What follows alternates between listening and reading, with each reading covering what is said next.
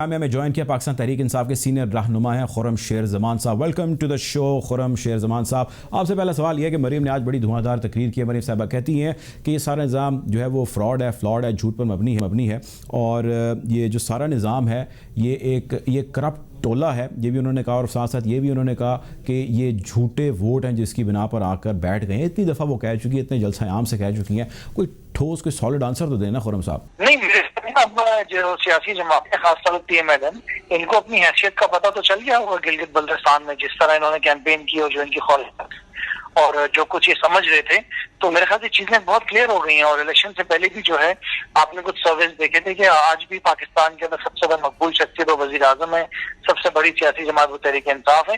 तो इनका जो बयानिया है वो फेल हो गया है।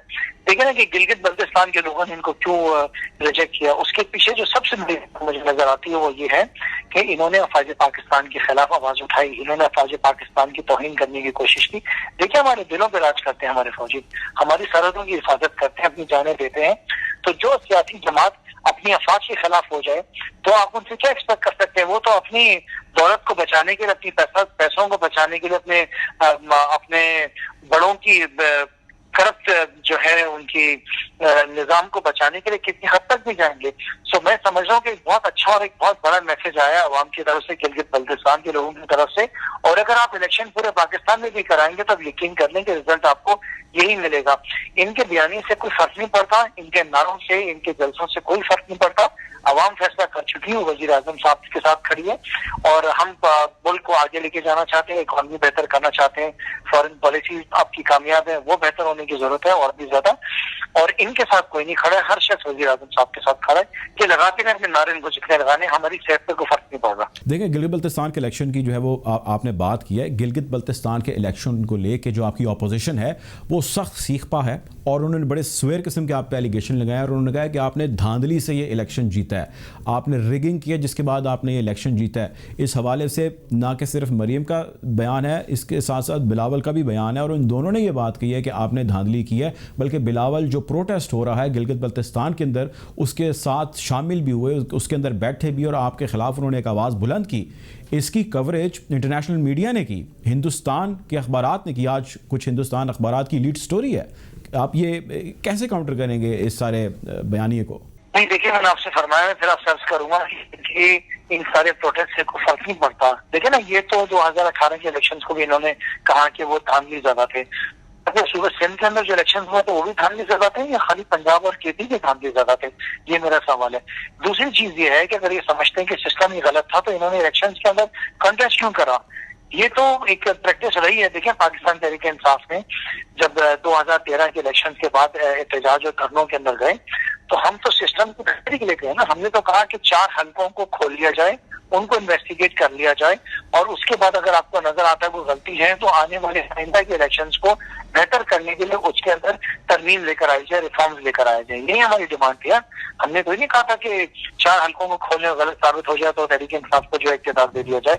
हमने तो रिफॉर्म्स के लिए, बेहतर पाकिस्तान के लिए, बेहतर इलेक्शन के लिए किया था। इन्होंने क्या किया 2018 से लेकर आज तक?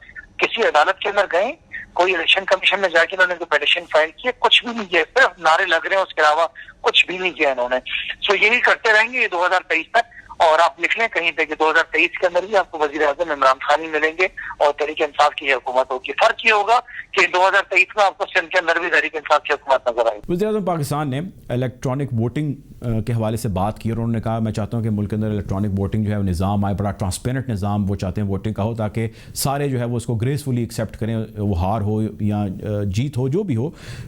इस सारे में उन्होंने मदऊ किया अपोजिशन को और कहा कि जी आप आएँ, आकर बैठें, बात करें, रिफॉर्म्स की बात करें और उसके बाद हम इसको लेकर आगे बढ़ते हैं। आपको लगता है अपोजिशन आएगी, बैठेगी, ये प्रोसेस आगे बढ़ा सकते हैं या सिर्फ एक हवा में तीर चलाया? मैं नहीं समझता हूँ वज़ीर आज़म साहब ने अच्छा इक़दाम उठाया, लेकिन मैं नहीं समझता हूँ कि अपोजिशन जो है इसमें प्राइम मिनिस्टर के इनिशिएटिव में उनके साथ आगे खड़ी होगी। उसकी वजह ये कि ये तो वो सियासी जमातें आके करती हैं जो कि ये समझती हैं उनका कोई वोट बैंक है।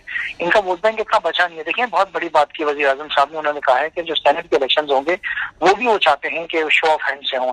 अब सामने इक़्तिदार के अंदर तो रही ना पीपल्स पार्टी 4-5 दफा पीएमएलएन भी रही। इतने सालों में इनको क्यों नहीं एहसास आया कि इलेक्ट्रॉनिक सिस्टम होना चाहिए वोटिंग का? इतने सालों में इनको क्यों नहीं ख्याल आया कि जो सेनेट के इलेक्शन होते हैं वो शो ऑफ हैंड्स क्यों, ताकि हॉर्स ट्रेडिंग खात्मा हो, ताकि पैसों का लेन देन का खात्मा हो। ये एहसास वजीर आजम इमरान खान को ही क्यों हुआ जो पहली दफा इख्तियार के अंदर आई है? तो देखिए, आपको अप्रिशिएट तो करना पड़ेगा। इस पाकिस्तानी में आपसे भी रिक्वेस्ट करूंगा कि आपको भी अप्रिशिएट करना पड़ेगा जो इनिशिएटिव्स वजीर आजम साहब ले रहे हैं। सो होपफुल के ये निजाम बिल्कुल जितना जल्द से हो सके कायम हो जाए। मार्च में मेरे ख्याल से शायद सेनेट के इलेक्शन है, उससे पहले बिल पेश होगा। आपके सामने नजर आ जाएगा आपको कि कितनी सियासी जमातें इस बिल को सपोर्ट करती हैं। जो नहीं करेंगी दैट मीन्स वो हॉर्स ट्रेडिंग के अंदर मुलविस भी रही है और सपोर्ट भी करती है। इसके साथ साथ जो रही बात इलेक्ट्रॉनिक वोटिंग की, वो मैं समझना बहुत अहम है। और हम समझेंगे, मतलब ये समझेंगे जिंदगी हमारी आसान हो जाएंगी। जो प्रोसीजर है इलेक्शन के मुश्किल, हम क्योंकि मैं तो पोलिंग एजेंट भी रह चुका हूँ, मुझे पता है कि कितनी मुश्किलात होती है। मैं इलेक्शन भी 2 लड़ चुका हूँ, उस बारे में भी मैं जानता हूँ। सो आई बिलीव अगर इलेक्ट्रॉनिक सिस्टम आ जाएगा जिस तरह दुनिया में आपके पड़ोसी ममालिक में इंडिया के अंदर इलेक्ट्रॉनिक सिस्टम है और बहुत सारे दुनिया के बेशतर ममालिक के अंदर, ये पर्ची सिस्टम अब खत्म होना चाहिए, बेहतरी आनी चाहिए। इससे हम सबको फायदा होगा, हमारी आने वाली जो सियासी जनरेशन जा रही है उनको फायदा होगा इसका। सबसे बड़ा मसला जो आपके लिए, आपकी गवर्नमेंट के लिए ना, वो है जी महंगाई, जिसका जवाब आपको देना होगा। आप ये बताएं, हमें ये बात समझाएं कि आपके मुशीरान, आपके वज़रा आते हैं, वो आकर टीवी पे बात करते हैं। मुशीर ख़ज़ाना साहब आए, हफीज़ साहब, उन्होंने आके कल टेलीविज़न पे बड़ी धुआंधार लंबी एक तकरीर की। उसके बाद हमने देखा कि आज हमाद अदर साहब आए, उन्होंने आके जलसे के अंदर, वो एक जलसा नुमा एक खिताब था, उसके अंदर उन्होंने एड्रेस किया लोगों को। उन्होंने बताया कि जी हमारे इकनॉमिक इंडिकेटर्स बेहतर हो रहे हैं, हमने पेट्रोल की थोड़ी सी कीमत कम आते देखी, डॉलर की कीमत में थोड़ी सी हमने कमी देखी। ये सारी बातें ग्राउंड रियलिटीज़ से बिल्कुल मुख्तलिफ हैं। आप अवामी बंदे हैं, लोग आपके पास आते हैं, आपसे पूछते होंगे, बात करते होंगे, अवाम को रोटी, कपड़ा, आटा, मकान, बिजली का बिल, गैस का बिल, खाना पीना, अशिया ज़रूरिया सारी वैसे की वैसी, बल्कि कीमतें बढ़ती चली जा रही हैं। इन बातों का और ग्राउंड रियलिटीज़ का कोई ताल और मेल नहीं है। आप कैसे इसको डिफेंड करेंगे, कैसे काउंटर करेंगे, इसका आंसर कैसे देंगे हमें आप जो बात कह रहे हो ठीक कह रहे हो, उसमें कोई आपकी बात को मैं चैलेंज नहीं करूंगा। महंगाई बिल्कुल इस वक्त जो है हमें कंट्रोल करने की जरूरत है। वज़ीर आज़म साहब आप देख रहे हैं कि उसके बाद बहुत उनका कंसर्न है, कम भी होगी और बहुत ज्यादा कम होने की जरूरत है। तो आप फरमा रहे हैं उसके बाद बिल्कुल काम होना चाहिए और इसके इन्फ्लेशन के इशू को बिल्कुल देखना जरूरी है। खासतौर पे ऐसी चीजें कि जो कि रोजाना की जरूरियात की। आपने देखें कि प्राइम मिनिस्टर ने इस वक्त, आपने पीछे देखा है कि फ्यूल प्राइस कम की है, आपने देखा है कि इंडस्ट्री को किस तरह सपोर्ट किया जा रहा है ताकि किसी ना किसी तरीके से रोजगार का सिलसिला भी चलता रहे और तरीकेकार निकालने की जरूरत है कि किस तरह इन्फ्लेशन को भी कंट्रोल किया जाए। महंगाई के ऊपर मैं बिल्कुल आपकी बात को चैलेंज नहीं करूंगा, इसमें प्राइम मिनिस्टर साहब काम कर रहे हैं और हमें इसमें कमी लाने की बहुत ज्यादा और बहुत जल्द जरूरत है। इसी साल के अंदर आप फर्क देखेंगे क्योंकि जो जखीरा कर रहे हैं उनको भी देखा जा रहा है और जिन चीजों की शॉर्टेज है उनको इम्पोर्ट की भी इजाजत दी जा रही है और अब इसको बिल्कुल बिजनेस मॉडल की तरह लेकर आना पड़ेगा क्योंकि यहाँ पे लोग फायदा उठाते हैं। जब इन्फ्लेशन का होता है सिलसिला तो लोग जो चीजें सस्ते दामों होती हैं उसको महंगे दामों बेचते हैं। तो देखें, लेकिन मैं आपसे रिक्वेस्ट करूंगा कि फॉर एग्जाम्पल सब्जियां हो गई और आटा हो गया, उसके साथ साथ दूध हो गया, ये अब गोश्त हो गया, मुर्गियां हो गई, ये वज़ीर आज़म की जिम्मेदारी नहीं है इनके रेट को देखना। ये सूबाई हुकूमत करती है, कमीशन की जिम्मेदारी है कि जो रेट कमीशन निकाल रहे हैं वो इम्प्लीमेंट हो। मेरा तो सवाल है कि सूबाई हुकूमतें क्या कर रही हैं। तो पंजाब के अंदर, केपी के अंदर तो बहुत सख्ती है, वहाँ के डिप्टी कमिश्नर मुख्तियार खान और जो जिम्मेदारान है वो काम कर रहे हैं। लेकिन सवाल है कि जो कराची का कमिश्नर फॉर एग्जाम्पल जो रेट लिस्ट निकाल रहा है उसमें सिंध हुकूमत क्यों नाकाम हो रही है इम्प्लीमेंट कराने में। वो जिम्मेदारी तो सिंध हुकूमत की है ना, वज़ीर आज़म साहब का काम तो नहीं कि दूध के रेट को कम करें। वो तो रेट डिसाइडेड है, जो रेट डिसाइडेड है उसको तो कम करें। मुर्गी होगी, गोश्त होगी, सब्जियां हो गई। सो ये रोजाना की खाने पीने की अशिया कम से कम ये जिम्मेदारियां सूबाई हुकूमतों की है। अगर इसमें फेलियर पंजाब का होगा तो मैं उनको भी कहूंगा, लेकिन सिंध हुकूमत की जो जिम्मेदारी वो पूरी करे। पीडीएम की बात कर लेते हैं। आपसे आखिरी सवाल मेरा ये है कि पीडीएम जो है वो आज मुत्तहिद है और पीडीएम को लेकर ऑपोजिशन ने एक बैठक की, फजल रहमान साहब ने इसकी सदारत की। आप हमारी स्क्रीन पर उसके विजुअल देख रहे हैं, वो चल रहे हैं। अब आप मुझे ये बताइए, ये समझाइए कि आपने आपके इत्तेहाद, आपकी गवर्नमेंट के अंदर जितने लोग हैं सब ने, आपके एलाइज़ ने भी ये कहा जी पीडीएम जो है वो एक हवा का गोला है, पीडीएम की कोई एग्जिस्टेंस नहीं है, पीडीएम में दरारें पड़ चुकी हैं, ये है वो है। पीडीएम तो आज भी मुत्तहिद है और बैठ के अपने अगले जलसों की तैयारियाँ कर रहे हैं और पीडीएम जो है एक तहरीक के तौर पर बड़ी स्ट्रॉन्ग होती दिखाई दे रही है।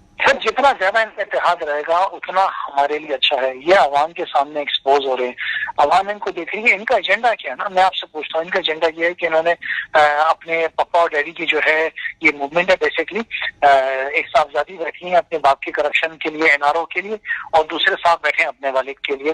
तो अब गुजारिश ये है कि ये पाकिस्तान का एजेंडा तो नहीं है, ये तो दुश्मन ममालिक एजेंडा के ऊपर चल रहे हैं और उनका सपोर्ट इनके पास है। उसके साथ साथ ये चाहते हैं कि करप्शन की खत्म कर दिए जाए, उनके ऊपर इन्वेस्टिगेशन ना की जाए, इनको फ्री हैंड दे दिया जाए। ये आपके साथ आगे बैठ जाएंगे, आपके हर अच्छे काम में आपका साथ देंगे। लेकिन देखिए, प्राइम मिनिस्टर साहब ने बड़ा क्लियरली कह दिया है कि अगर मेरी कुर्सी भी जाए, मेरी हुकूमत भी जाए, मैं इनके साथ नहीं बैठूंगा। तो कौम तो आज इमरान खान के साथ है, कौम इनके साथ नहीं है।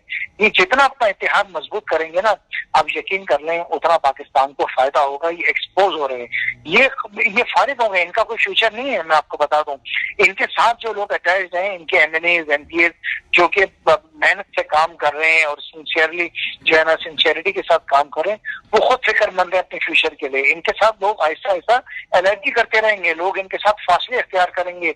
आप देखेंगे लोग इनको छोड़ेंगे। मैं नहीं कहता हूँ कि आगे कोई तहरीक इंसाफ में आगे बैठ जाएंगे, लेकिन इनके साथ किनारा कशी लोग करेंगे, इनके एजेंडा के साथ, इनके बयानिए के साथ। मैं समझ रहा हूँ बाकी सियासी जमातें भी नहीं खड़ी होंगी। बाकी जमातें जो छोटी मोटी और 12 जमातों का ये पूरा आचार है, उनको भी सोचना पड़ेगा कि क्या उनको इनके साथ खड़ा होना या नहीं होना है। सो मैं समझता हूँ कि पाकिस्तान का मुस्तकबिल जो है वो रोशन है। वजीर आजम साहब, इमरान खान साहब, उनकी टीम काम कर रही है, मेहनत कर रही है।